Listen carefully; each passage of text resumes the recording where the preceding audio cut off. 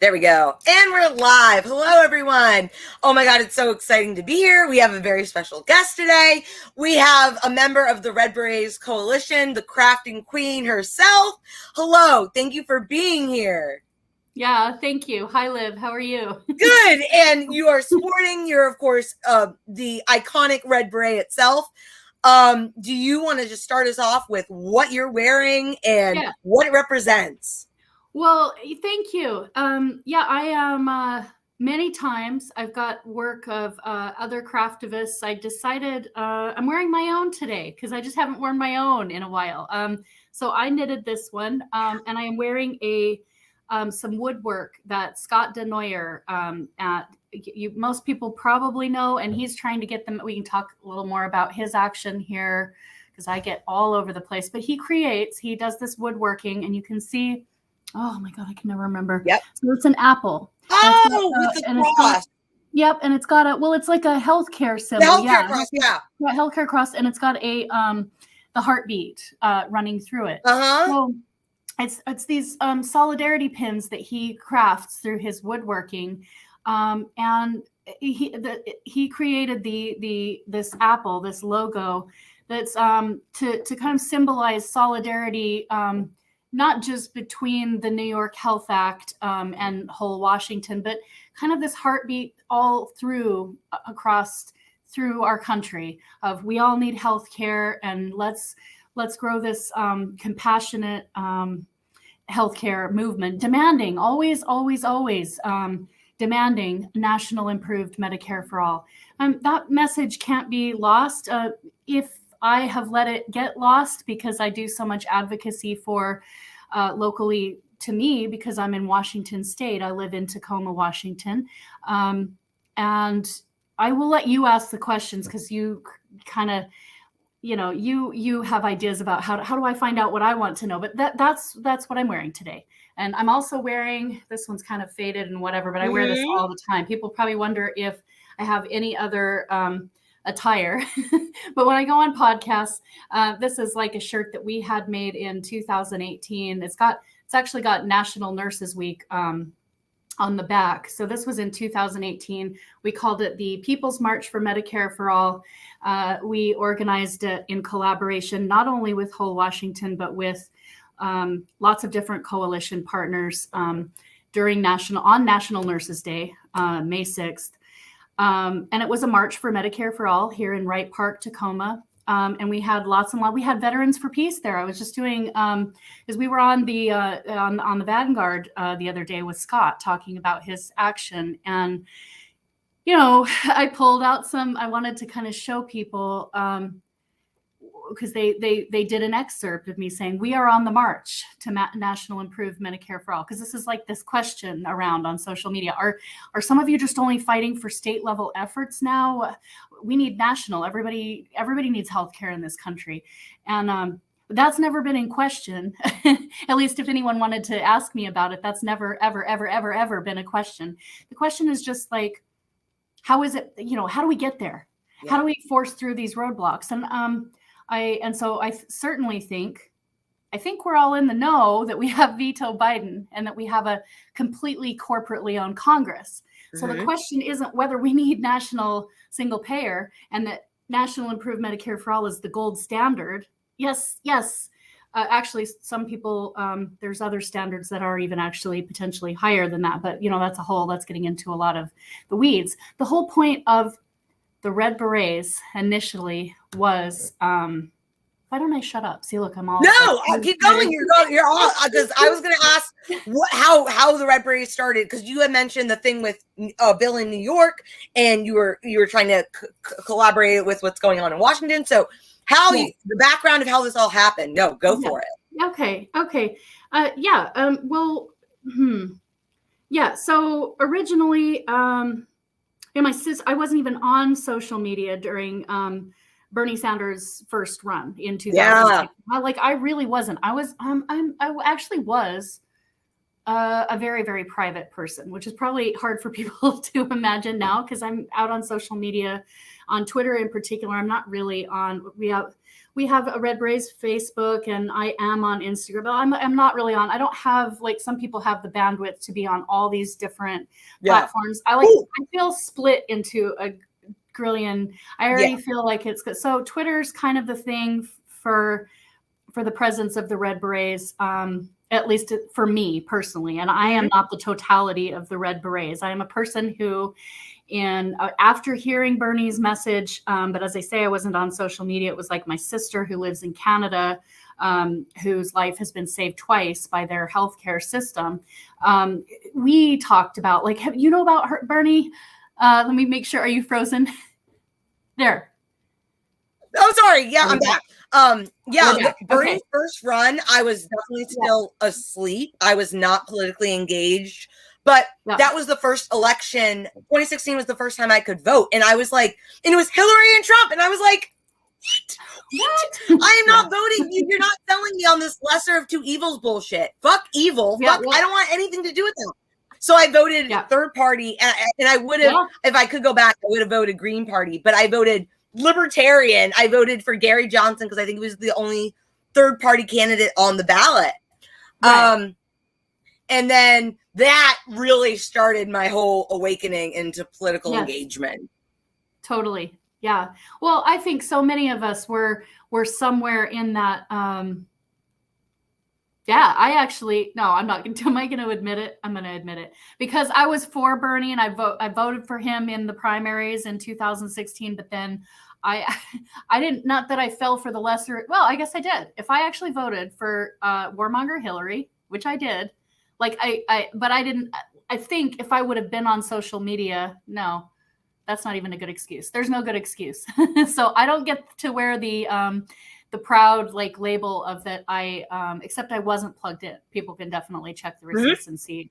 As soon as I plugged in, and when we got Trump, that was the real, okay, we didn't get Bernie, but I didn't have any idea of what was going on with the election rigging and the primary. You know, that was news to me now. That, we didn't get Bernie. We didn't get the Medicare for all. We didn't get the stuff that made me like tear up and cry. Like, what? This is amazing. This is possible.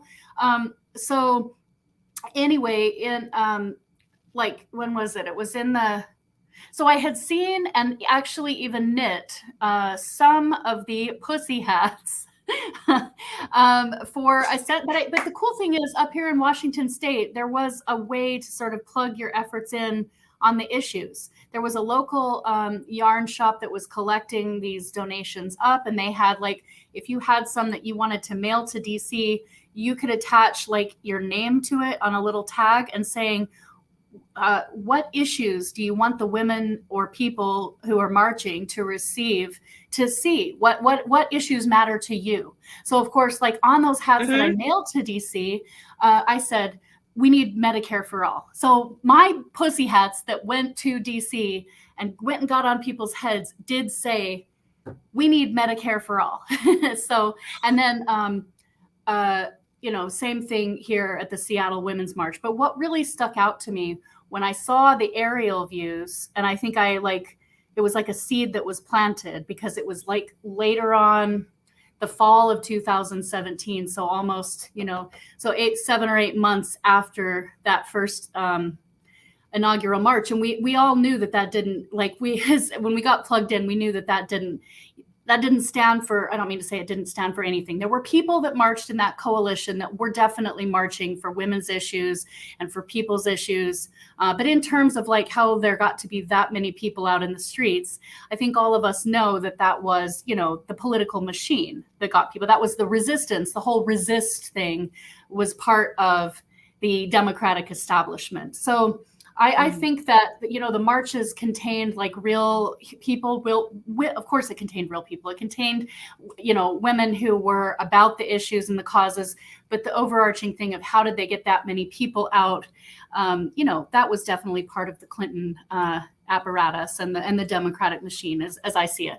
So, but later on, like in that fall in 2017, I went back and was on YouTube, just wistfully listening to Bernie Sanders on with National Nurses United and Roseanne DeMoro, who was who's an RN, who was the former president or chair or whatever of National Nurses, and kind of listening to them speak to the National Nurses United about the need for Medicare for all.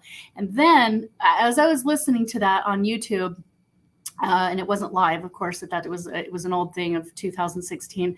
And I started remembering and thinking of the aerial views and thinking, what if we started crafting for national improved Medicare for all? And what if we had a sea of red berets? Like what if we had that? Like, what was it, the Women's March, but, actually out kind of demanding healthcare justice.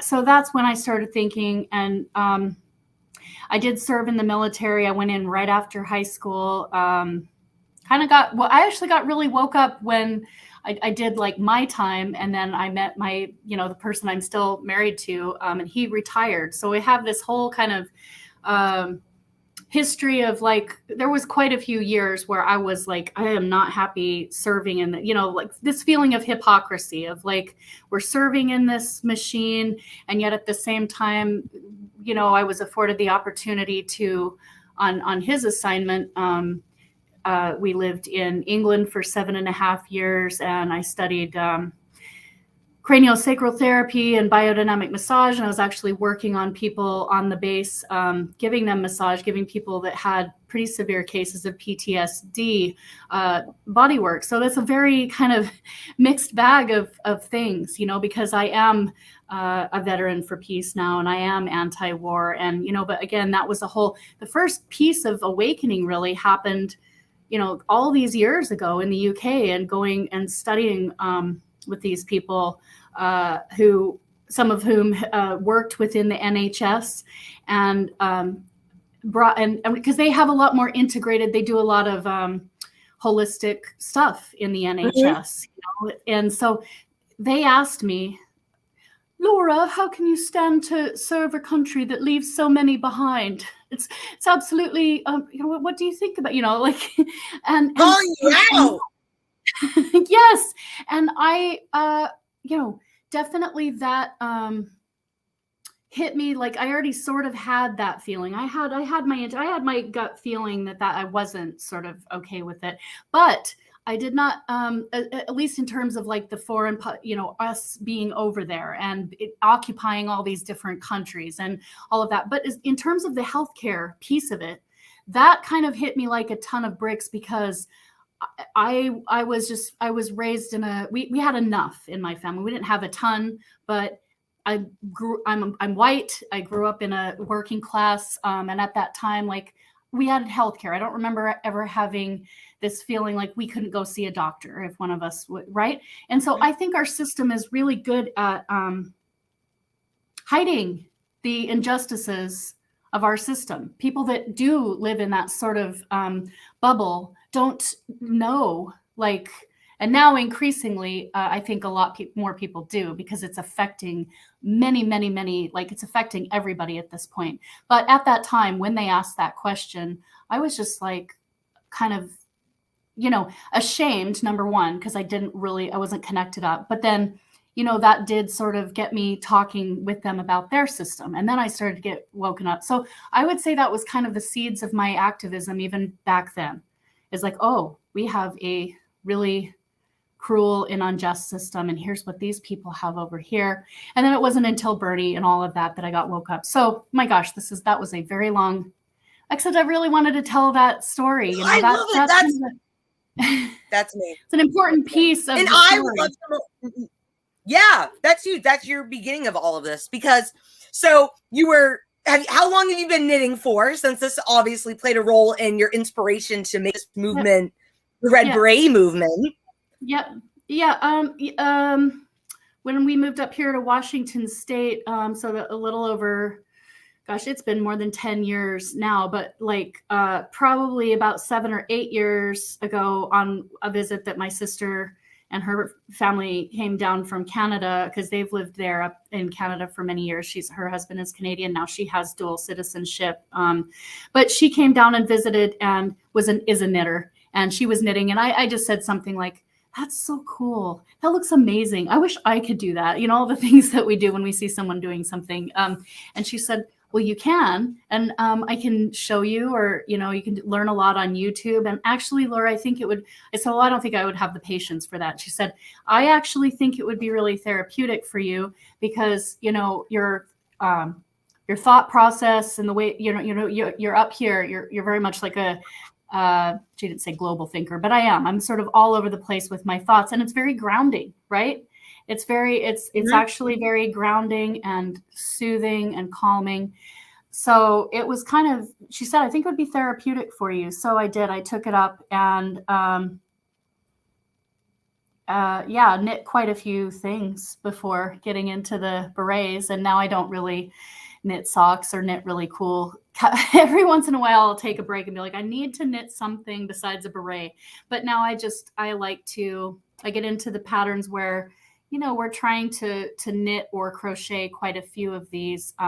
So I get into little ruts, but then sometimes I want to feel inspired. So I'll go search for another exciting, and crochet is, I just have to say to anyone who might watch this, if you're thinking, because we do need crafters, I think we should hopefully inspire people, if you already craft or if you know people who do, to please ask them to reach out and get involved. Because from Washington State, and we can loop back to that because I was kind of supposed to get to that. How did that all get started? But, just want to kind of, maybe we'll backtrack, but there's people in Arkansas. There's Brandy Weaver and Carol Witter. There's a couple of people in Arkansas that are starting to craft these and are looking to organize a ballot initiative. I don't know if you watched, like Sabby Sabs did on Revolutionary Blackout Network. She recently did a panel on ballot initiatives. So it's cool because they're organizing in Arkansas. It won't be for a little while. It's going to take a little bit of groundwork, maybe 2024. But there's people that are organizing it, and people can organize however they want for Red Berets. That's why, potentially it could. I hope people don't go start crafting for, we need to protect the ACA. I think that's why I've been on Twitter and wanting to make sure that the messaging stays so strongly, because I know people can be in whatever state and they can start crafting these for whatever. Craft for what you want, and also use your craft to, if you want to craft these and raise money for mutual aid, for people that are doing good work in your community. I try to let people know, crafters, if you want to put these out and it's difficult to make money on crafting and art. I think people know that, but certainly if you're out there and this is a way that you're home and this is how you can make some money, put them on your page and say, I'm knitting or crocheting these to raise awareness for Medicare for all, and make whatever you can. Good luck. I don't think they raise all that much money, but you can, of course. It's, I donate a lot of mine to both Whole Washington and also just when I want to send them out to people that I want to, because I wanted to get the message out there.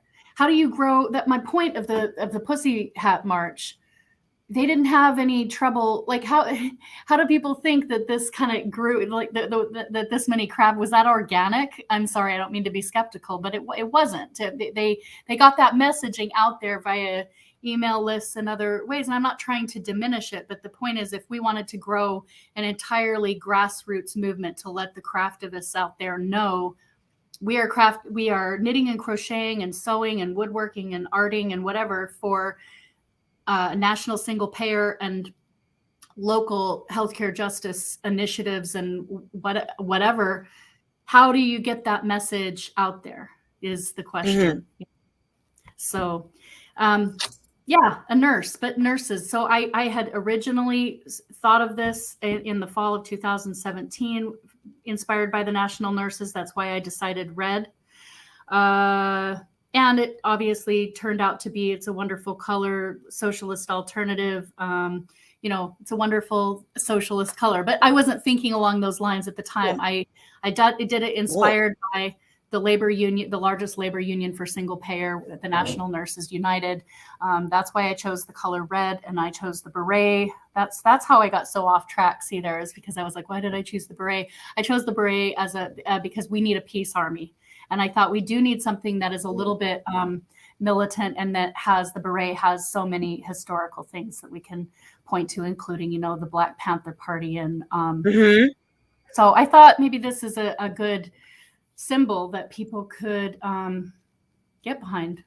Some people are like, I don't know, berets don't look good on me. Why don't you pick something else? I don't know, whatever you want, Yeah. Berets decided on. So yeah.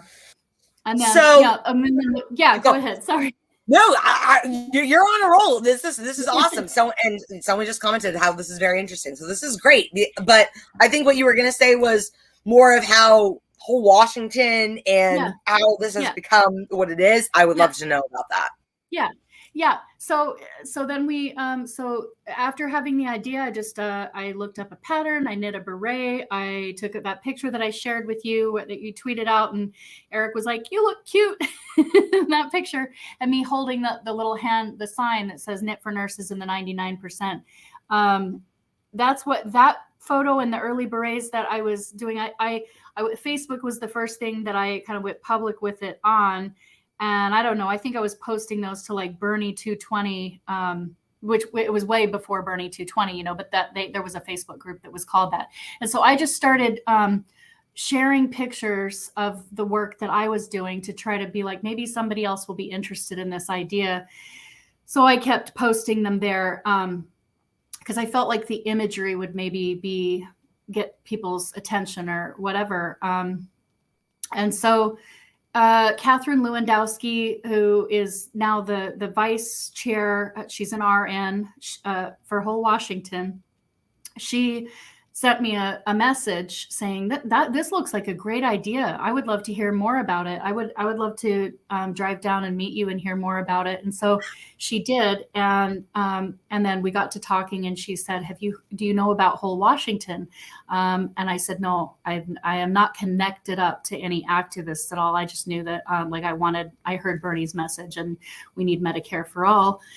And she said, well, I think it would be great. I think you should get plugged into to their community, reach out and stuff. And they would probably love this. Not they, because she was a volunteer at the time, but like we would love this idea. So I did reach out and got connected to Georgia Davenport, who founded it, or was one of the first people. She actually worked on, she and a couple of other people had just come off of successfully working on Initiative 735, which was to overturn Citizens United in Washington State. And they were successful on that initiative. And so then they started looking around again when Bernie didn't get the 2016 nomination, when it was obvious that wasn't going to happen. She and a couple other people set about saying, what are we going to, we need to get busy because neither Clinton or Trump are going to do anything for healthcare at all. So let's start organizing this. And they did. And so after meeting Catherine, I reached out, got connected up with Georgia, and she really was excited and brought me in and said, hey, well, come down to a house party that we're doing in Olympia and you can meet everybody there. So I brought, so that was on December 23rd, 2017. I still, because it was a couple of days before Christmas. And I went down, and Olympia is just like 30 minutes south of where I live. That's the Washington state capital. And, but it was just in somebody's house, and it was full. It was a full house. It was like, 20 or 25 people, or, something good like that. And they were just doing like a little grassroots fundraiser. People had brought different things that people might want to chip in for and donate. And I brought the berets and just gave them out to people. And I still have that photo.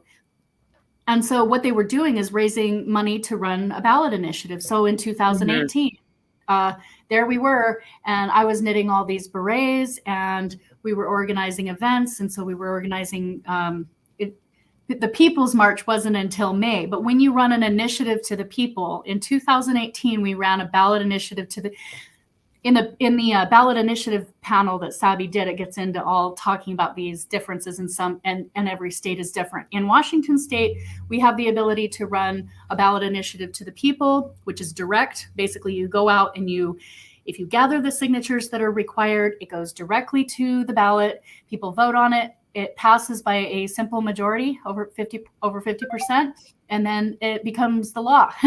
So a bill that ballot initiative to the people just has a whole kind of energy because it's totally direct democracy and like, yeah, ballot initiative to the people, right? Who doesn't want that? I want that. So, and everybody was just so damn fired up. And I just remember like that was the most energy that I, have had really as an activist. We were not, I don't mean to say we weren't well organized, but we weren't. I mean, we were just a few people going out and gathering signatures. But on volunteer efforts alone, we gathered almost 105,000 signatures. Wow! But, yeah, so that was it was pretty effing incredible. Yeah.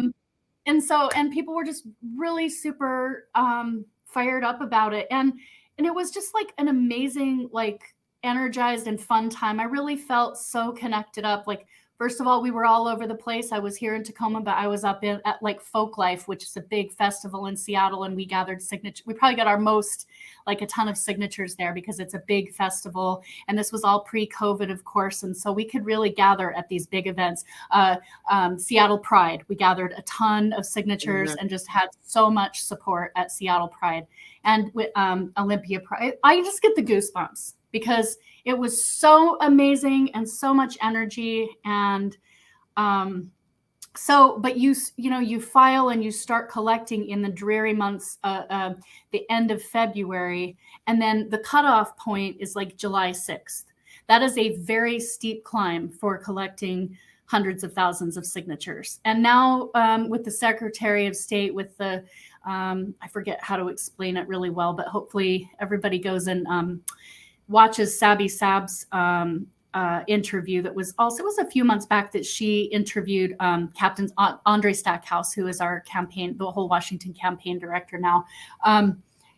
But now we have more. The climb is just a little bit steeper. We have to get, it's like 360,000, but we need that buffer because the Secretary of State will throw out some of the signatures. Some of them will not actually be legitimate signatures. They'll be from people out of state, or whatever reason that it won't count. And they'll, in my own opinion, obviously they'll find as many to not count as possible. So we have to have that buffer. So 400,000 is how many that we need to collect this time. And the reason I'm going to all these weeds is so that if people don't say, why aren't you doing an initiative to the people? Why have you chosen? Why have you filed? And we are filed now. So we will begin gathering signatures just as soon as that comes.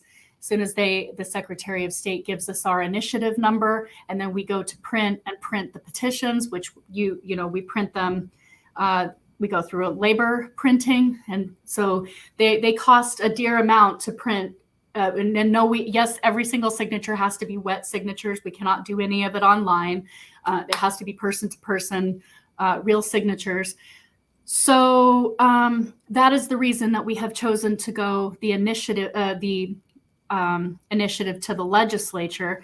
Now, that still doesn't mean that the legislature gets to tamper with it. What it means is that we have a longer amount of time to gather the signatures. We have until close to the end of December. So that makes gathering 400,000 actually somewhat possible, much more possible.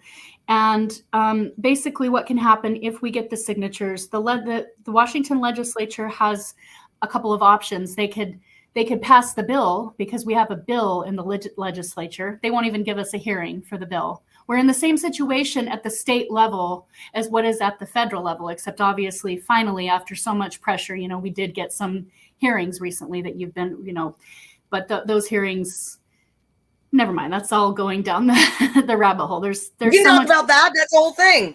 Yeah, well, the most amazing thing in my mind that happened was the light show on was the We Need Medicare for All. And that was amazing because that was whole Washington and Backbone campaign putting something out there for the grassroots. Because, the thing is, the hearings are important, But where are we going with that? What's our point of leverage? And I am excited to hear that Bernie Sanders is reintroducing it into the Senate. People can say, well, what is that going to do? And this is all just for, the convenience of the election cycle and all that. And, to some extent, I think that is, that's a very valid point. Nevertheless, it does reintroduce and it puts it back in the national conversation. Like activists always have to have, it gives us more to grab onto, right? So from a grassroots perspective, even if people don't think that introducing legislation and doing hearings right now during this administration and this terrible Congress and progressives that aren't pushing hard enough is going to do anything, it still is much more grist for the mill for activists, right? Especially how some people don't want us to be working on this. Thank you, Lula. Oh. I'm back. Sorry. No. But people don't. There's people who are like, why are you trying to work on this at the state level? We need it nationally, and it's like, no shit, no shit. We need it nationally. There is no argument. There never has been. And by the way, the receipts all are on Twitter and so much for years of us like working to organize to elect the most progressive president. Who would have been? We wanted to get Bernie. We in 2020, and we did real events that we organized. I organized locally, all kinds of stuff here, and went canvassing and did a ton of social media amplification, which is how, we got at that time a lot of, I got a lot of followers because Senator Nina Turner retweeted us a ton, yes, we were amplifying them. And, and Dr. Dooley, who now has put out that incredible, I don't know if I do want people to go and see my pinned tweet, because that is an excerpt from Healing Us, from Dr. Dooley's interview with Kenny Ballantyne that's coming out, and coming out pretty soon. We don't know exactly when, but like we have to keep demanding it at the national level, and we have been demanding it, and we've been organizing at the national level. It's just a question of like, we also have to grow the grassroots.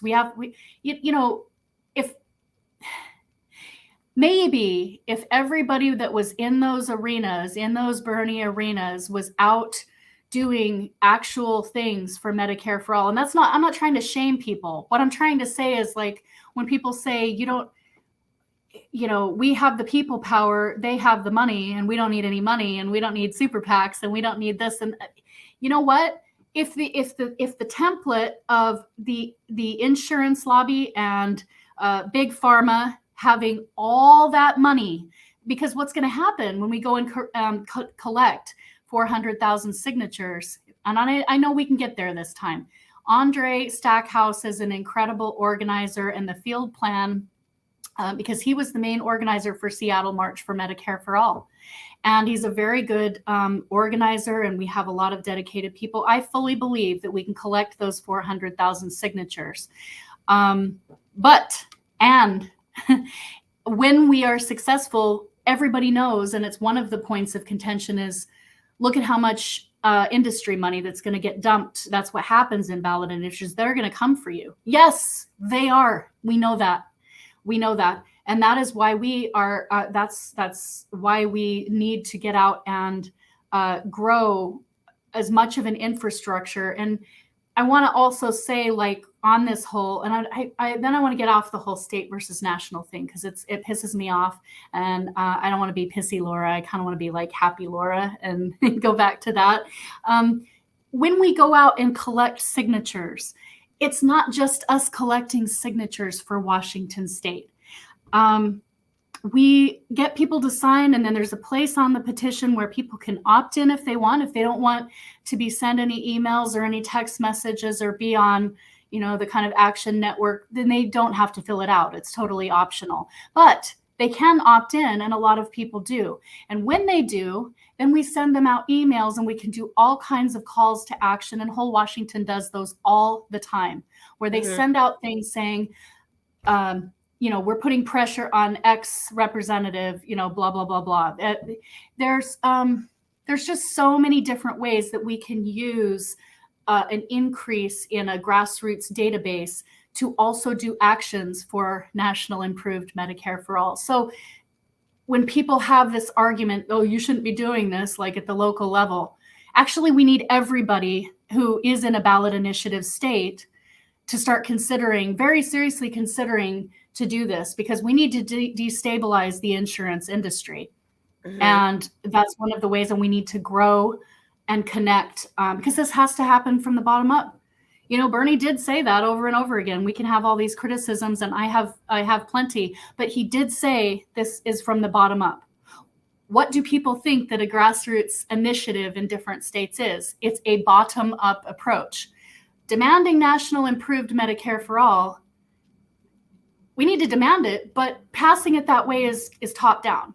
Essentially, we're saying, because there's only certain ways that legislation becomes a law in this country, okay? So, and right now, we, not saying we don't need to still pressure, we do. But we need to grow the grassroots and bring a lot more people into the fold, willing to do actions across this country for calling out all of these corrupt representatives in both the Democrat and Republican Party. Because they're all the overwhelming majority are all completely corporately owned, as we all know. That's a definite fact, although there's just still some people who are not aware of that yet, or who don't want to be aware of that, because that's a painful truth to wake up to, that we literally don't have any representation. Yeah. Okay. Yeah. No, all great points. And I still have some questions, but yes. Cape Socialist posted a question here in the chat. And I think this is especially great to mention, because if you missed a Cape Socialist, Laura mentioned how she is a veteran of peace and has served in the military. So I think getting your view on this would be great. Do we think there is no Medicare for all? Because if Peeps had that and student debt cancellation, Peeps wouldn't enlist in the military industrial complex. Oh, absolutely. I think, and I think it's a point that I try to make on Twitter, but I really actually appreciate that being brought up again and brought to the forefront of my mind. I actually think that in our messaging, we need to bring up that. So we need to bring that up so much more. Absolutely. And this is what this is. That is, if we want to talk about what is real, this is why Medicare for all is such a formative issue, and it's why there is so much heavily invested in blocking it. It would change everything. Absolutely. Like when I think about just the people in my own life, including myself and including my spouse and including people that that was one of their big reasons, was education and healthcare. That I guarantee you, I don't need to guarantee you anything. That's the only reason why people would, or it's the primary reason for most people. And so, and this is where we shouldn't be shaming. To an extent, yes, it's kind of like, okay, everybody needs to wake up and try to make a different choice, but to poor people who don't want to go into a lifetime of student debt, or don't have a means. It's not about shaming them. It's about shaming this putrid, disgusting for-profit system and these people that are elected. They're not, it's all rigged, but they're there. They could change lives for people. It's so disgusting. So yeah, I appreciate her saying that, because I think that's a point that we need to make even more. We need to connect up the military industrial complex with why we can't have healthcare. Because that is a huge yes. Mm-hmm. Did I answer the question? I don't know. Yeah, spot on. So I guess I don't know if I want to talk more about that, or if I want, even because you kind of touched upon the Pussy Hats movement, and then you guys doing the ballot initiatives and so what came first, for statewide single payer healthcare? What was the first state to come up with that and get this going? I guess that's a really good question. I know that I actually don't know if I could accurately cite whether it was Vermont or Colorado and then people will cite the failures. First of all, in Vermont, it wasn't a failure; it was a failure in implementation. And in Colorado, I think it was a case of the industry threw the kitchen sink. I don't think it's fair when people talk about these quote unquote failures on the part of initiatives. We have to look at the time. These things being like prior to this massive movement that it becoming part of the national. Of course, it's not on the National Democratic Party platform for a reason, but it's on the public's platform. It's on our list of demands now because of Bernie's. He popularized it, regardless of what anybody's criticisms are. He is the reason that it got out to the masses, or he's a big reason. So. We're not in the same we are much more like connected and organized, and if we start working in solidarity, it can literally be another thing that Andre Stackhouse has started doing is he and Terrence Cudney, who's an independent in I can't remember which state that is it Massachusetts, I think. Anyway, a few people are organizing a new org called M4A Everywhere, and you can find that on Twitter. It's at M4A Everywhere, and they recently went to Maine to help collect signatures for Maine Action for universal health care, because this idea.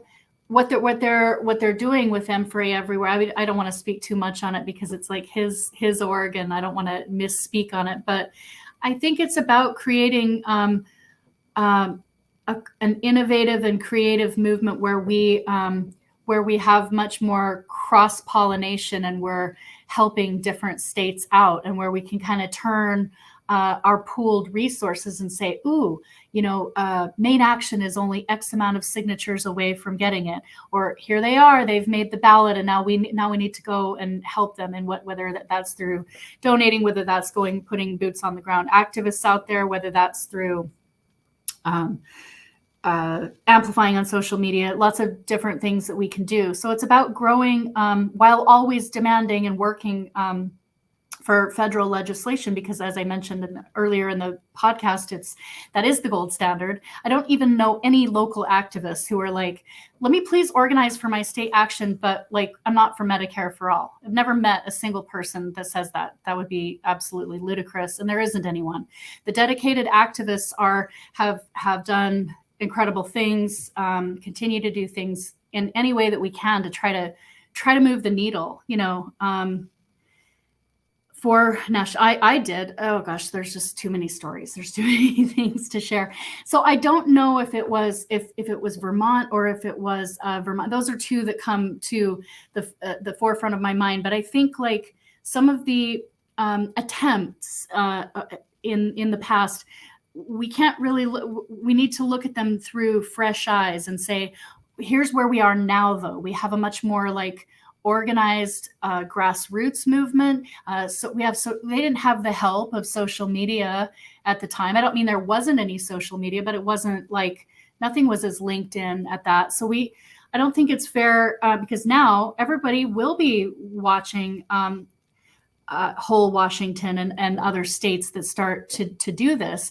They'll be watching with interest. It'll help increase the energy and the demands for everybody. Oh my God, those people are doing it over there. We can do that here. Or actually, we can't do that here. That sucks. But here's what we can do. We're going to start like running. We're going to go and collect signatures they can start focusing on their senators and out, I don't know. The energy will just get turned up, and people that are frustrated in an excited way, seeing, or they'll come and help Washington State first. That's kind of the idea, is not everyone can travel, but people, for example, people in Oregon or people that are close by,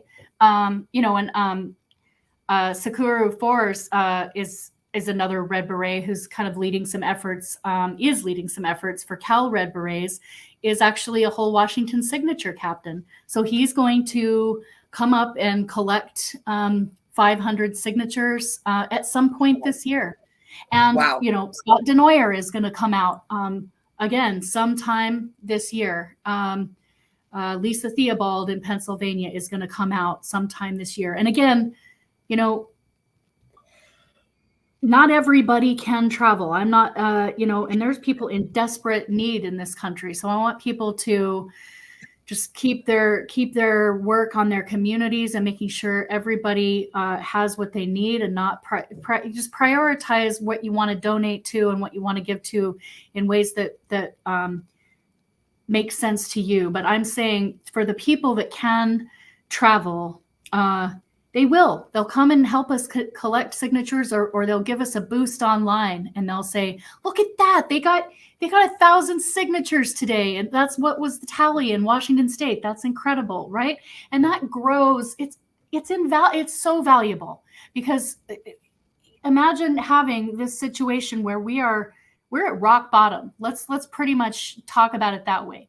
In terms of I don't want anybody to be like, oh yeah, that knitter lady thinks this is like we can knit some hats and we're going to have Medicare for all. We're rock bottom is a pretty dire way of saying it, but we really live in an oligarchy. So let's be at least honest about the corporately owned Congress and the roadblocks and the billionaire owned media and all of these things, right?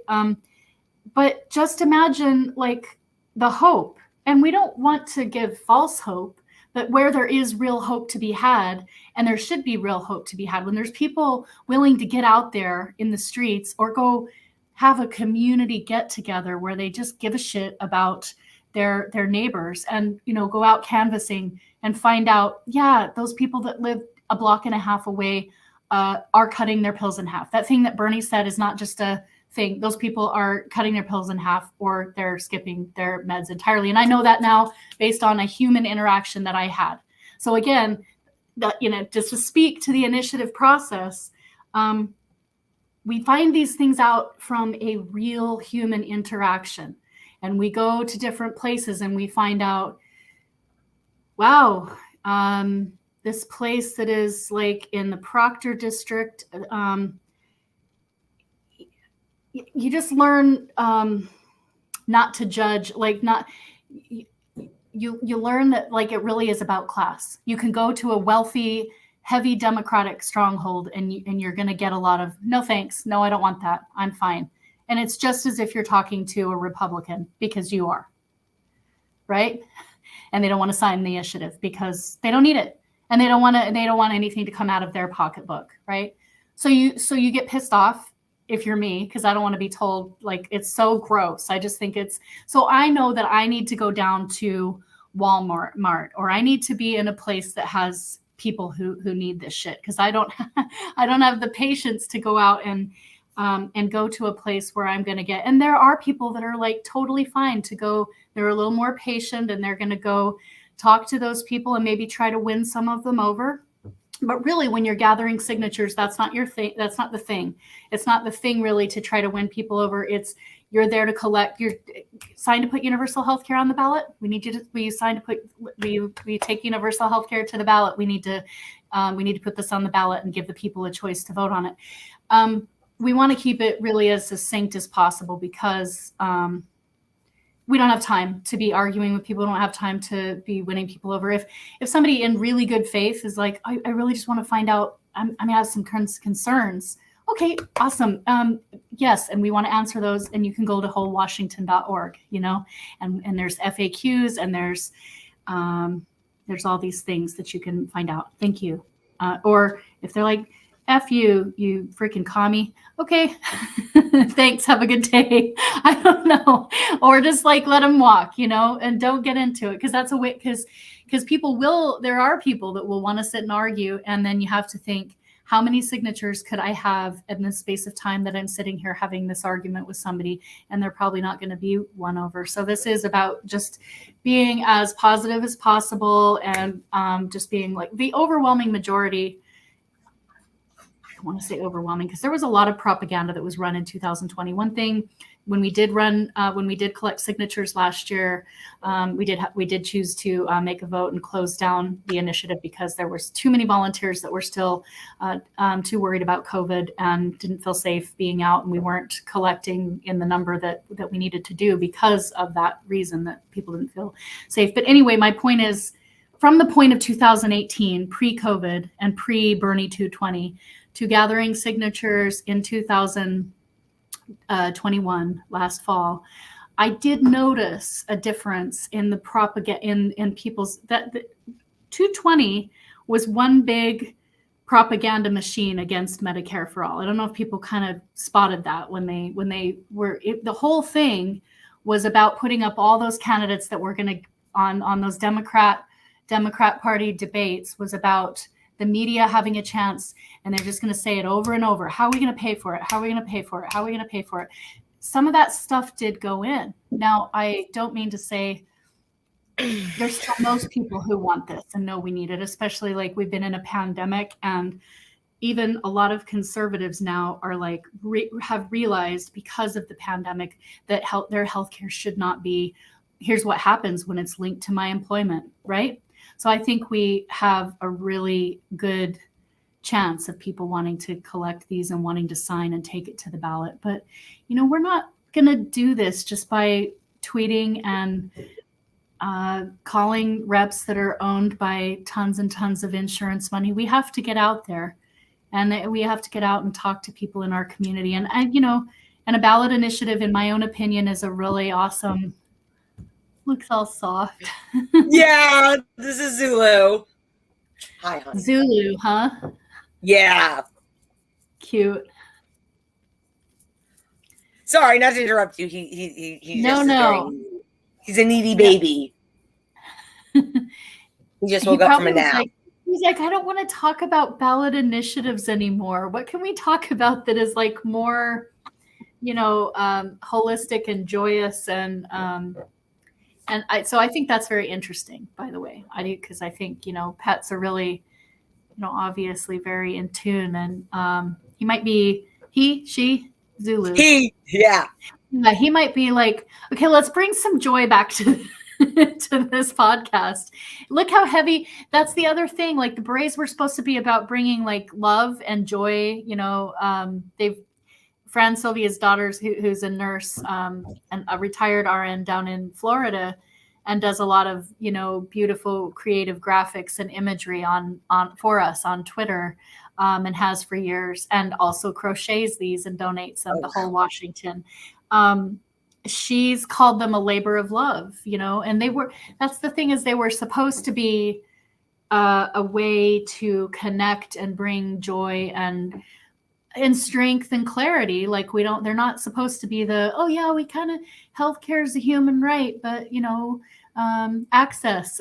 That's not what they are supposed to be, strong and clear, and we're demanding this shit and whatever. But they also were supposed to be and are supposed to be about bringing like love and creativity and joy. So after going into all, but you can see how when you get involved in the organizing, the energy changes. We start talking about contentious things, like people disagreeing about how it needs to be done, what we need to do, different bills, different orgs, different this, different that. And the berets really were intended to lift the voices of nurses and the 99%, and to have a way for people that maybe either are disabled or maybe they have severe anxiety and don't want to be out at rallies or doing that. This would be a way for them to contribute to the movement. So they really were supposed to bring sort of love and bold visual imagery. They weren't ever meant to be a divisive thing that was causing a bunch of fights on social media. Like, and if you don't want to wear red berets, don't wear red berets. If you want to wear a if you want to wear nothing, you know what I mean? So. Yeah, well, someone, Cape Socialist, again asked, this is news to me, do you mind if I ask what this beef is between Snugs and the Medicare for All org? Been a busy week, so I haven't had a chance to look. What is this? Is this what you're kind of talking about? Well, number one, I feel kind of like, because I know that Sharif is seeking or has sought is finding a lawyer. So, but the only thing that makes me uncomfortable talking about it is that, like, I don't know to the extent that, first of all, I don't have all the details, and I feel like, but then I guess Sharif probably, if he's seeking a lawyer, and then he also signed that what do you call it? NDA, I think. So maybe he can't really sort of speak publicly. So maybe I should. No, I don't know what to really say. Oh, what's a snug? You've seen him on Sharif he's been on Revolutionary Blackout Network. Like, he was one of the co-founders. First of all, for people who don't know, he is one of the co-founders of March for Medicare for All. But they have had a falling out, and he's not with them anymore. And now they are sent him lawyer letters or something for something over email. I mean, I don't even know really exactly what's going on with it. I think I just want to, because I don't really want to receive like a bunch of trolling and blowback from this. Sharif was the one who reached out to me like many months ago, and several months before the marches for Medicare for All. He reached out and said, first of all, he was tweeting, "We need to march for Medicare for All," and he reached out and said, "You guys are the real deal. We would love the Red Berets support and whole Washington's support." And so Sharif and I had many Zoom calls and conversations. So he's the one that did the outreach to get the Red Berets. And this is, at the very beginning, when there was only the idea and intention to march in DC, and bubbling up at that same idea as he was doing this outreach and talking with me, there was this sort of LA, a march for LA was bubbling up. So there were a lot of people, I think, that did it were from Force the Vote, or, that started to come in. It was just a lot of grassroots activists.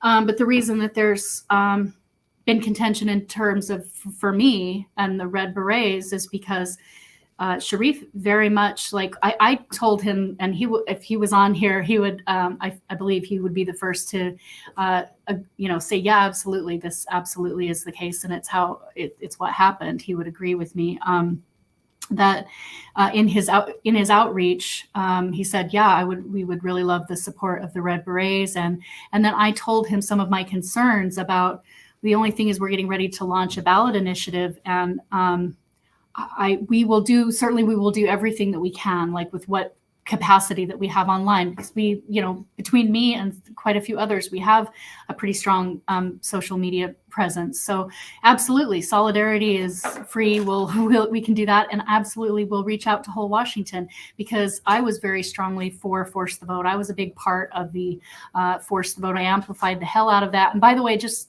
also for the record, that some people may not know, whole Washington, to my knowledge, it was the only healthcare organization that actually put out a press release, a strong public statement of support for Force the Vote. So I would like that to be entered into the public record as well, that whole Washington was had the nerve and the guts to come out and publicly support Force the Vote. So I'm proud of that, and of course I was involved in amplifying it, because the Red Berets, we're very much all good efforts. We have to fight for this on every way that we can. And we absolutely, I was 100% Force the Vote, and knew that was our one chance at some real leverage, because it wasn't it wasn't only about forcing a vote. It was about getting things. It was about getting public hearings. It was about all kinds of concessions that we were asking them to get. But anyway, I digress. So that, as I perceive it, a lot of the organizers, that's the credit, the due credit that should be paid to the Force the Vote movement, is that it really galvanized a lot of people. It was a galvanizing force for the March for Medicare for All, and for so many of us activists who were part of building the marches for Medicare for All. The marches for Medicare for All were organized by many, many, many grassroots activists across this country. And so, yes, when Sharif Snuggs reached out to me to say, what about the Red Berets? What about whole Washington? And then I reached out to Georgia Davenport and said, would whole Washington, what do you think? She said, absolutely. We need to support these marches. And so whole Washington started, put their stamp of approval and amplifying it, and did trainings. And then Sharif was like, what about Seattle? What about something in Washington? Because so far that was in DC. And then it was bubbling up in LA. And he said, what about Seattle? And I said, well, yes, I think it should be in Seattle, because that's Representative Jayapal's district. So let me see. Let me reach out to Andre Stackhouse. So I reached out to Andre Stackhouse, and when he's asked, when he's called to something like that, he took it on, and he did. And absolutely, I mean, people can still go and watch Shama Sawant's speech. She was the keynote speaker at the Seattle March for Medicare for All. But my point is, Sharif, I was like, so this was my understanding, and everything that he was assuring me was that the overarching demand was for national improved Medicare for all. That's what we were all going out on July 24th to demand. No question, no ambiguity there. And coalition people who are organizing for their state level efforts were welcome at the table, because I certainly, and he absolutely assured me of that, you see. But now, and so what has upset me, if people just want to understand what's the big deal? Why do you seem, Laura, to have been turned away from the marches?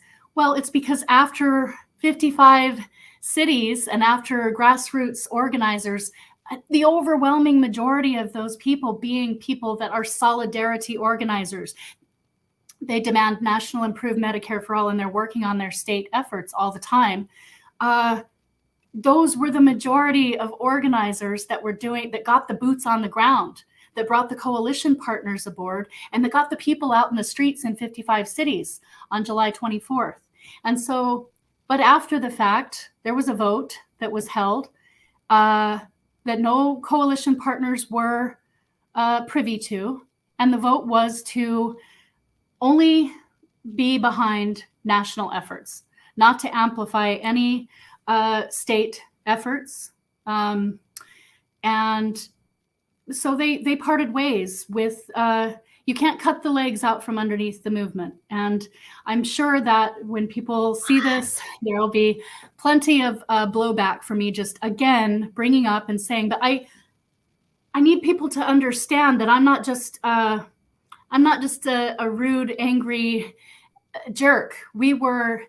There's no way during a year when we were running a ballot initiative, and I was very upfront with Sharif, and he very much understood the situation, and assured me, no, but we need both, right? Like, we need both. And I said, absolutely. But, you can't turn around after everybody co-created those beautiful events, because that was a co-creation. What made that so powerful was everybody being welcomed at the table. And I heard that in LA there were a lot of people, or some people, who thought that messaging was co-opted, and it was all about CalCare, and it got sort of hijacked as a term that's being bandied about. And now it's that the whole left coast, the whole West Coast hijacked the movement.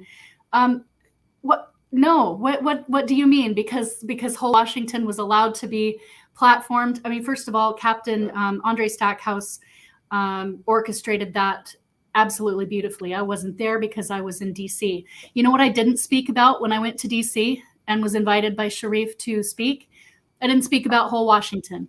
Not even a single bit. The only thing I did mention at the very beginning when I introduced myself is, I'm a board member of Whole Washington. But first and foremost, I said, I'm a knitter. I'm the founder of Red Berets, Medicare for All.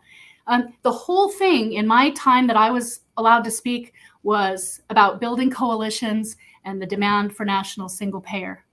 There was no, and by the way, Sharif said, Laura, you come out and you speak on what you feel passionate that you want to speak on.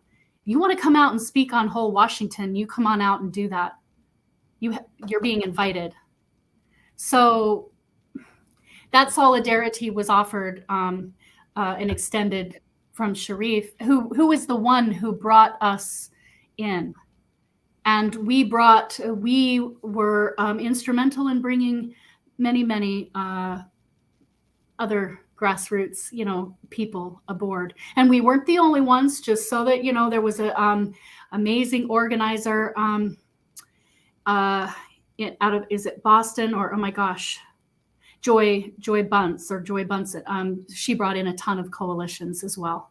So, there were many organizers and people in New York, many organizers, many. So just what I want to say is that this was a collaborative effort of grassroots organizers coming together. But the overwhelming majority of people turning up who are people. If we went out and looked at all of these coalitions and asked people, if they happen to be in a state that has CalCare as an opportunity. And as far as hijacking the message, if you do live in a state where you have an opportunity to start saving lives and pass or push and fight to pass legislation,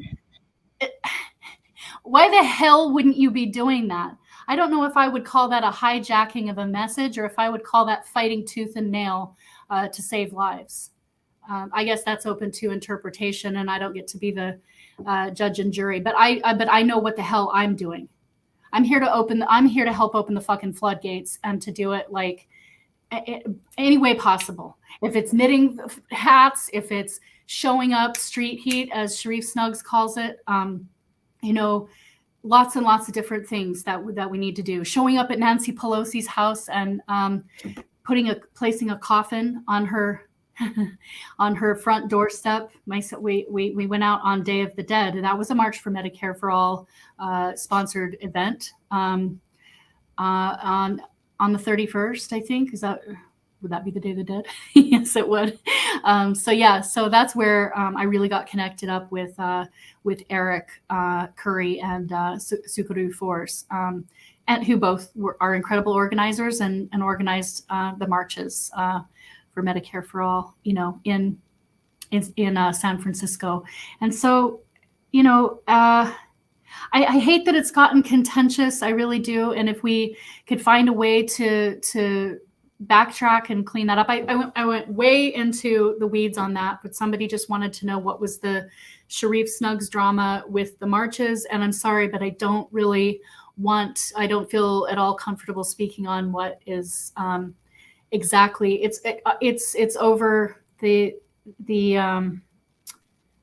action, the UN, but I just don't feel like I have enough details to be able to go into that and speak on it. But it did make me want to speak on the fact that Sharif reached out and created a cohesive movement, bringing people in. There's a photo that I still have. He came out to Washington State just after the marches, and we were here in Hilltop. We had just had to put a stop to the ballot initiative, but he came out and was like, we did a panel talking about Medicare for All, and he's part of that. I could still, people can still go up and look on, I think we put it on, I don't know, on YouTube, but it doesn't matter. There's tons of resources. The thing about it is I think Sharif just, as I perceive him, he's someone who's maybe he understands there's different strategies, but he certainly offered, and the outreach he did was in the name of solidarity and building coalitions, and that's what brought me in. I wouldn't have been there otherwise. If you said to me, let's do marches for Medicare for all, but keep that whole Washington out of it.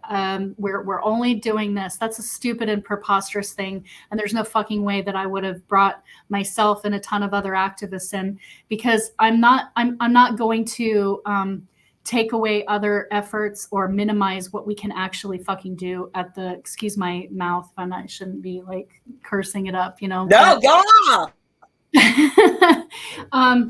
So no, it was all my understanding that it was all in the name of solidarity. And obviously, I'm here to fight for national improved Medicare for all. And those were the demands of and I don't even have an issue with the march being that they want their messaging to be on national. That's not an issue. It is. That's the message. That's fine. But understand that to turn around without connecting with your coalition partners to let them know that you're having some kind of a vote, and also solidarity is free. So while your overarching message can be we're for national improved Medicare for all, I certainly don't see why there would be some kind of a vote that you're not going to ever amplify CalCare or the New York Health Act or whole Washington and like try to get some victories on the board, try and amplify the people that are out doing work on all levels. Why would that be something that we need to vote on? That is after everything that people contributed in terms of time, money, solidarity, knitted hats, even if you do think they're fucking stupid, that's egregious. And I will fucking speak to that. And I'm sure now I can count on plenty of blowback. But it's honestly very important that people understand what happened. Like we're not going to rewrite. I can be unpopular about it but I'm not going to allow history to be rewritten falsely. I'm going to say exactly the premise by which Red Berets for Medicare for All and Whole Washington were the first coalition partners for the Marches for Medicare for All. I was the first person sort of amplifying and retweeting and trying to grow that movement. And it turned into an incredible movement, and nothing ever can take away the beautiful strength and amazingness of July 24th. I just have to say that right now. Nothing ever gets to take away what that was, and the power and the beauty and the amazingness of that event. Nothing. Nothing. Yeah. No amount of pettiness. I would always share that out as being a beautiful, amazing day of strength, solidarity, clarity, the grassroots rising the hell up. And I want more of that. I want us to do more of that. But you can't do it without the activists. Like you can't kind of cut the legs out from underneath the movement. That's not going to work. That's all I got to say, Yeah. Well, I can't believe we've already been talking for over an hour, and I don't want to keep you too long, but I guess this kind of is a good question to follow up with, is because I'm bummed to hear that things have soured, because why do things get so divisive on the left? Like why does this always seem to happen? And it's really, because this was all news to me, brand new news to me. So yeah, I just think, and as I became a leftist, like I as much as I would hear about like how great this community is, I would always hear about like for every 5 things great it was, there was always one about like, oh my God, leftists are so stupid because they get mad about petty shit and like divide, and that's what they want us to do. They want to divide and conquer. That's their oldest time strategy that they keep implementing through propaganda and all that jazz. So yeah, what do you think is making us so divisive and leading to this? And I mean, do you see it as very divisive on the left as well? What do you think? I do. I think if we could just create a mantra, and again, I'm telling that to myself too, just in case anyone is watching that is like, well, I'm saying this to myself as well. We always need to try to remind ourselves who is the enemy, the insurance lobby. And chances are, if you look at someone who's out doing something for healthcare, I don't care if it's like Scott Denoyer's out taking on Centene. And by the way, I should make sure people are going to tune into Ryan Knight's Unruly. He's going to be on call-in tonight at 7 p.m. Eastern, I think it is. Everyone want to go and double check that, but just go to Amped Up Podcast or Ryan Knight's thing. It's called Unruly now, though, I think. But anyway, and he's going to be talking, in case people are not aware, what is going on April 9th. It's a main event that Scott will be outside of Fidelis, or now that was now purchased by Centene. So he'll be outside of Centene holding Father Frawley. But you'll hear all about it from him and his list of demands. But the event is called The Unforgivable Sin. And a Fenny is traveling up from DC to go speak at that event. Yeah. Wow. And then we have a couple of solidarity events. If we'd had maybe a little bit more time and lead in, maybe we could have a few more. But Sukaru's organizing something in Sacramento on the steps of the Capitol. And then I'm doing something. It's going to be kind of a healing circle. It's I'm envisioning it a little bit different. In Tacoma. And then we have a couple other ones, but again, people can catch that and go and listen either to the podcast that we were on with Vanguard, the Vanguard the other day, and Scott talks about it. We talk about it in detail, or go and listen to Ryan Knight this evening, and you'll hear all about it. Where was I going with that? But the point is, what is the point? The point is, if people are, or if organizers are taking on the for-profit, if they're taking on the insurance lobby in any way, if they're outgrowing healthcare justice community, if they're doing something creative online that's like, we need Medicare for all, here's a red hat or a solidarity pin. If they are organizing marches and teaching people MMT to learn MMT, none of these people, we are not each other's enemy. We have got to daily remember that it is the insurance lobby and the corporate media and the politicians that they own that are the enemy. They're the perpetrators of these. They issue the deaths of more than 68,000 people per year.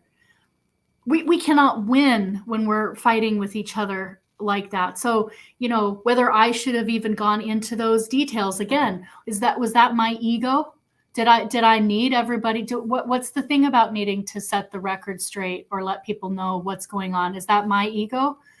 Maybe, right? So that's the other thing you asked, what is it? Well, number one, I'm not entirely sure that we have to remember that the insurance lobby, the closer we get to succeeding, there are bad faith. I'm not saying anyone in the marches or whatever, but we have to be aware that there are influencers. And so even if people directly are not bad faith actors, we have to remember that there are influencers who are just out there wanting to see us divided. There are people that are wanting to we don't know who everybody is on Twitter. Some of these people want to come along and sow division. That's their whole job, is to sow division. And so I think that's part of it, is like there's an element of money involved and infiltration. And then there is also human ego. There is, and I have an ego, and you have an ego, and everyone has that. And I think we have to work with that daily and say, am I putting myself first? What, maybe did I need to go into all that on, well, I did. So it's too late to take it back, and I was asked the question about Sharif. And so I provided some context that I felt comfortable sharing. But I think, like, to move forward and for us to try to be present every single day, we have to ask ourselves, are we thanking each other? And anyone who's willing to take some time out of we're not paid. We're not paid. There are some healthcare people who are paid, and it's not always. There's even some people that have paid positions that are still doing good work. So I also don't mean to suggest that no one should ever have that. I think the grassiest of the grassroots and people that are willing to do this from their heart and their but again, like I kind of have a place where I can afford to contribute a lot of hours because I work part-time as a craniosacral and biodynamic massage therapist, but I couldn't, that's not a living wage, especially if you're only doing it part-time. I'm in a situation where I'm privileged enough to do that. So, but whatever people can contribute, whatever their life circumstances are, I think we should try to thank each other more. And and then we try to not hold grudges, So again, I say again, like I'm talking to myself, we need to thank each other more. We need to lift each other up. There's tons of people doing work in this movement. I think we should always ask, like, who can we lift up? Can we say thank you to Michelle DeVilliers, who has crocheted like 70 berets, and Fran, Sylvia's daughter, who's crocheted the same, about to contribute to people who are going to be whole Washington signature captains. Everyone who's going to go out and go gather signatures for whole Washington gets a red beret in there, and they get a solidarity pin. That's one of the things that Red Berets has decided to do, is like, let's do a template. Let's show everyone that we can contribute these berets. It's a gift to people that are going to go out and be boots on the ground. And they get one of these berets if they're going to go out and collect signatures. And people that want to help fund a ballot initiative because they think direct democracy is a valuable way that we can work on this, they can go order a red beret. And certainly as we get more crafters in here, it won't all be raising funds for whole Washington. If you live in a different state and you want to do a ballot initiative there and gather some craftivists, start raising money for that. If you want to do a thing where you have one senator that you think we can, for example, in a place that will never, in a conservative state, there's so many creative ways that we can organize in a place that won't pass single payer, because that's one of the things that is an argument against, like, what about poor states? What about poor conservative states that don't have a ballot initiative and that will never pass single payer? Are you going to leave them behind if you're going to go through the states? That's one of the big, then we want to hear those people. That's a real legitimate fear, and it needs to be listened to with compassion. And we need to be able to provide options for people in those states. It's like, hell no, we're not leaving you behind. We are not leaving you behind. Here's how we can help you right now as we push through the states and as we keep unfucking the system as best, if that's even possible. And I know some people do not, you can't fix this, but whatever ways that people can do their damnedest, I guess, is the thing. And so what I'm saying is, get your craftivists there, and the sky's the limit. You can fundraise, you can grassroots fundraise, and you can figure out what, if it's doing mutual aid in your community. It's a free idea. We are not a nonprofit. By the way, I've never made a single I donated so much yarn and so many berets over the years, but I did not want to incorporate, because I don't want the red berets to kind of fall prey to the iron law of oligarchy, which is, something always gets co-opted, Yeah. I don't want it to be sort of that. We're a coalition, and yeah, I'm the founder, and I kind of called myself the executive director because I want to make sure that the messaging stays, what it is we're doing. But any crafter that's independent anywhere that wants to go do their own way of organizing red berets, this idea is here, bye. You can organize whatever way you see fit with it, right? I just messed my hair up for making that point. So, okay. Yeah, I've really kept you on. This has been I've really talked. Holy I need to have you back, because we could just keep going. I mean, this is amazing. I've really enjoyed this. Thank you. Yeah. I'll use this as because I don't want to keep you too long. You have a family, you have a life.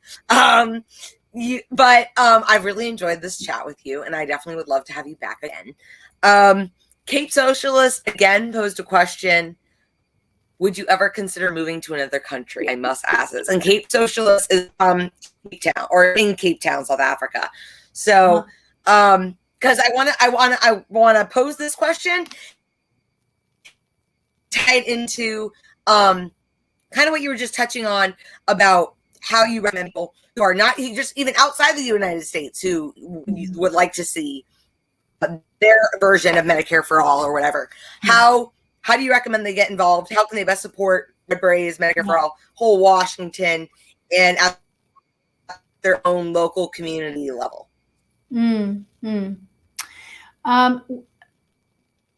Well, we do have, but I feel like there's always more updates that need to happen, but you can connect with us if you want to go to redberetsmedicareforall.com, and at least our contact information is there, and we could have a conversation about that. And the other thing is that you can look forward to pretty soon. And the documentary certainly isn't solely at all about the Red Berets, but people can follow the work of Kenny Ballantyne. I think his website is archivistentertainment.com. But I think he might have taken some of the things down until, because he's going to be really close to finalizing that, the upcoming documentary that came as about as a result of me being on Ryan Knight's podcast almost a year ago. No, it's been over a year ago. Excuse me. I was on Ryan's podcast and to talk about whole Washington and the Red Berets, and it was like a few days later that I get this DM from Kenny Ballantyne, and he says, "Hello, I'm a documentary filmmaker, and I heard you on Ryan Knight, and has there been a documentary about the Red Berets movement?" And I said, "No, there has not." And he said, "Well, would you like to collaborate?" And I was just like, what? So, and then, so he planned a trip up to Washington State. And so I'm wanting people that's a big question, is to answer the question that you just asked me about how do people get involved. I would say the craftivism, take the beret, make it your own, organize for healthcare as a human right and healthcare justice, however that looks for your community and your country. I would certainly absolutely want to. What I thought at first the question was, would you consider moving to another country, go living there? Like, it's like, yeah, I'm going to work I'm going to work for a couple more years, and if this is seriously not possible, of course I'll consider moving to another country. No, but yeah, I think the question was like, how would you consider like the Red Berets? Like, how could you maybe go and help? And so I just say, feel empowered, please, to take this creative idea, and would love to see Red Berets in other countries. Like if in the UK, I'll use the UK for an example, just simply because I talked about how I lived there. And they're trying to do the same thing they're doing here, privatizing Medicare. They're chopping up and privatizing the NHS. So if anyone that's got followers, or in the UK, you understand that they're trying to privatize the NHS. So if I still lived in England and I knew all that I know now, yes, I would be organizing the Red Berets. Again, for the nurses are out, and it's not only nurses, but I would certainly be knitting these Red Berets for everybody that's getting out to try to save the NHS and educate people about the fact that is happening, because they also have corporate media that is pulling the wool over people's eyes. So yeah, that's what I would do. And I just simply bring up the documentary as you will get more context and part of the story. And certainly we, as I perceive it, and I have not seen the film yet, but it is almost finished, Kenny will be coming up here to get one more interview with me next Wednesday. So he'll be up here next Wednesday, but it's almost complete. And as we tried, the first thing I did was say, yes, come on up and we'll organize some events up here and some people for you to interview, and let's connect you up with Whole Washington. And then Georgia Davenport got him connected up with Wendell Potter, which some of you know. Wendell Potter was the former Cigna PR executive, who is now a whistleblower and now has written books on,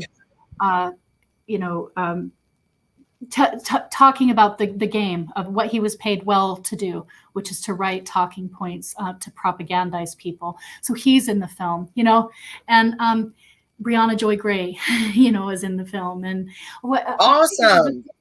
The recommendations that I and the people that I tried to put Kenny in touch with was to help him have the opportunity to create a holistic, creative, grassroots documentary that included voices from, so Justin Jackson is in the film, because he was so strongly for Force the Vote, and Ryan Knight was interviewed. So I'm just naming like a few people, and Scott Denoyer, of course.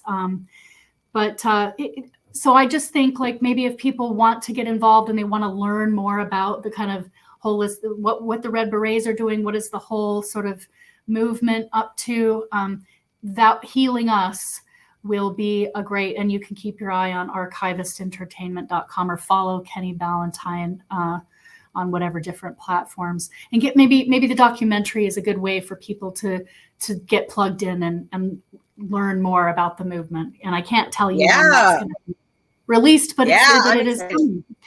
It's coming. So yeah. Thank you, Liv, so much. I'm so sorry. Do you know where we'll be to watch it? What's that? I don't know that yet. Okay. No, I don't know that yet. So I do, if he has anything that he'll be okay with me announcing, then, but usually he'll announce stuff, but I don't, but I'm not doing that to be coy about, like, I actually don't know. I don't know anything about where we'll be platformed. I do know that it needs to get out to be seen by as many people as possible. So I don't know what that means. I don't know if he even knows exactly how that will be platformed. They're working on it. And I hope we don't have to wait till, September or October or December. But if that's when it is, the thing is, you can at least go and see these incredible excerpts and interviews that are available on his Twitter feed or timeline, or you can look it up on YouTube. If you look on YouTube, Healing Us or Kenny Ballantyne, Healing Us, Kenny Ballantyne, you would come up with a few excerpts, and that would be enough for you to kind of see, whoa, this is probably going to be pretty cool, pretty powerful stuff.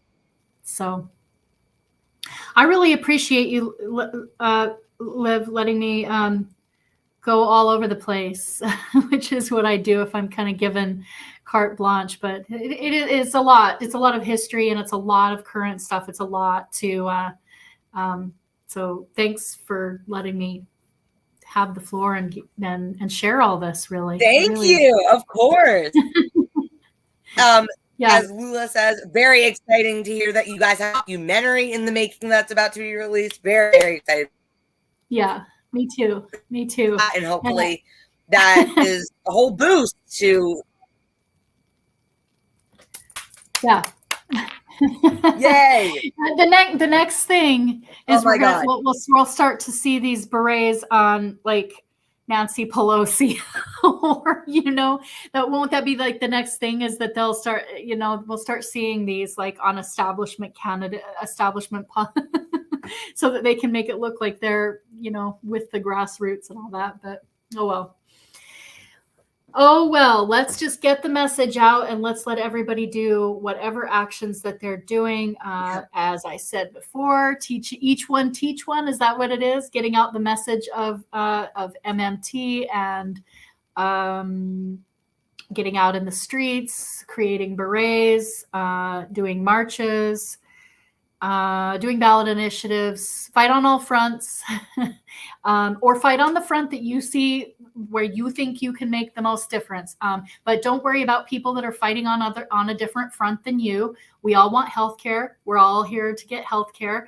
And so if we're working on a front that you think isn't the front that you want to work on, just work on your own front and go after the insurance lobby and big pharma. That's my, and then I will remind myself that all the time too, because that's what we need to do. So.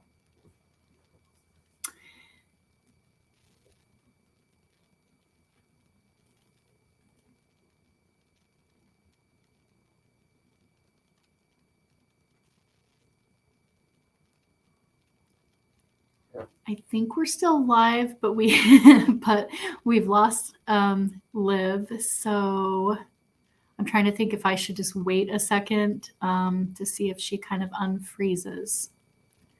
That was a signal that we're beyond the time limit.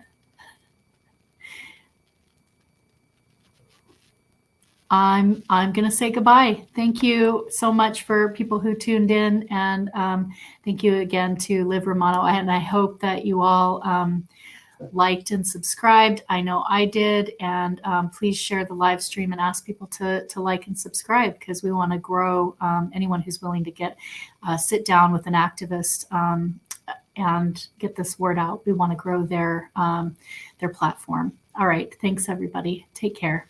Bye.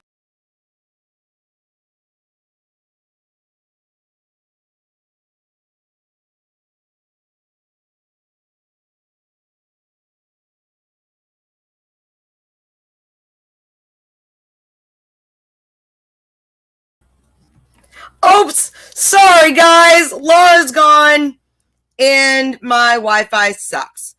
This sucks. I'm so sorry. I'm gonna have Laura back on the show. Laura kind of did her little end. She is at Red Berets Medicare M for all on Twitter. Look for the Red Berets documentary coming out soon. And I am Liv Romano. You can find me on at Liv_Romano on Twitter. That's my Venmo. You can find me on Fansly. That is where I do the primary of my sex work, which is my main source of income. If you also like what I do here, you can help support me by my Venmo. I will be on my I will be on my Fansly later today. Reading, my book is under a bunch of stuff. Reading from the autobiography of Malcolm X in some new lingerie. So again, that's my Fansly, which I will put in the chat. And also, actually, I want to share my Patreon in the chat too, because thanks, Cape Socialist. I appreciate it. I'm so embarrassed. So I just put my Fansly in the chat, and then also my Patreon. I just recorded where's my Patreon?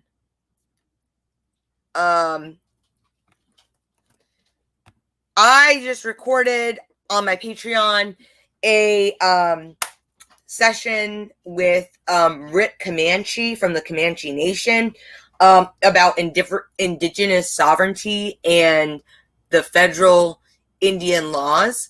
That is on my Patreon. We are going to come up with a docu-series soon to talk more about land back and other topics concerning indigenous people and indigenous rights and indigenous sovereignty. I think that's about it. Yeah, catch me on Twitter. Sorry about that cutting out earlier. I'm so sorry. My Wi-Fi was not great during this. I'm going to go apologize to Laura real quick. But thank y'all for being here. So good to have you. It was so great to have Laura on. Again, that's at Red Berets M for all. Thank thank y'all for being here, and I'll be back with you soon. Bye.